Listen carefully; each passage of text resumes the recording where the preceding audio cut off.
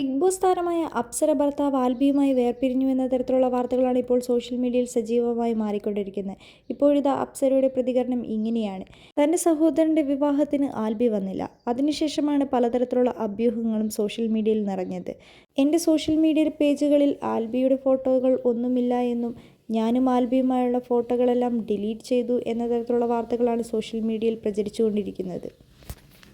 Big boss താരമായ ജിൻഡോയാണ് ആൽബിയുമായുള്ള അപ്സരയുടെ ബന്ധം വേർപിരിയാൻ കാരണമെന്ന തരത്തിലുള്ള ചർച്ചകളും പലതരത്തിലുള്ള വീഡിയോകളും ഇതിനു പുറകെ വരികയും ചെയ്തിട്ടുണ്ട്.